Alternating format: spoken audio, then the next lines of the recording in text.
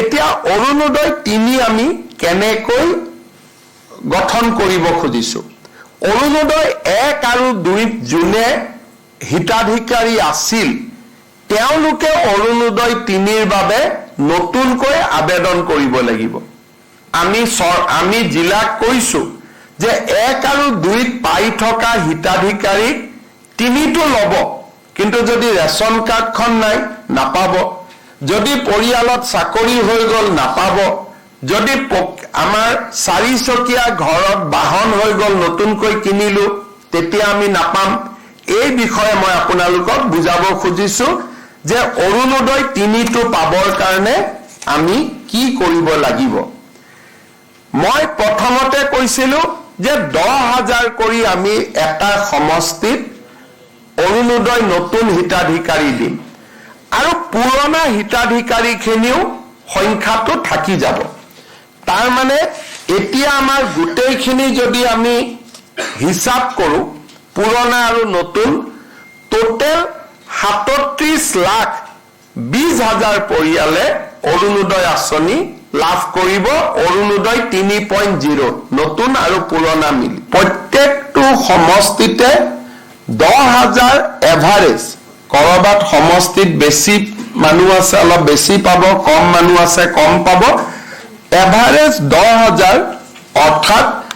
আমি 12,60,000 পৰিয়ালক অৰুণোদয় আঁচনিৰ সুবিধা নতুনকৈ দিয়াৰ ব্যৱস্থা কৰিম ইয়াৰ অৰ্থ কি হ'ব যে কম আৰু বেছি পৰিমাণে প্ৰত্যেকটো সমষ্টিতে আৰু 10,000 হিতাধিকাৰীয়ে অৰুণোদয় আঁচনি পোৱা আৰম্ভ হ'ব অৰুণোদয় 1 আৰু অৰুণোদয় 2 আমি যিসকল হিতাধিকাৰীক দিছিলো আৰু নতুনকৈ যি প্ৰত্যেক সমষ্টিতে কম বেছি পৰিমাণে 10,000 হিতাধিকাৰী আমি নতুনকৈ দিম এই গোটেইখিনি আধাৰৰ লগত লিংকেজ কৰা এতিয়া মানুহে ক'ব যে আমি আধাৰৰ আকৌ কোনোবা লাইনত যাব লাগিব নেকি আধাৰ বিচাৰিব লাগিব নেকি আমি ৰাইজক সেই কষ্টটো দিব খোজা নাই কাৰণ আজি দিনত অসমত যি পৰিয়ালৰে ৰেশন কাৰ্ড আছে তেওঁলোকে আধাৰ অলৰেডি ৰেশন কাৰ্ডখন আধাৰৰ লগত সংযোজিত কৰি থৈ দিছে 2 বছৰ আগতে আমি সেই কাম সমাপন কৰিছিল আজিকালি কোনেও ৰেশন কাৰ্ড নাপায় যদিহে আধাৰ নাথাকে আধাৰৰ লগত লিংকেজ হয় আৰু ই পজ বুলি মেচিনটোত চিনমোহৰ মাৰিলেহে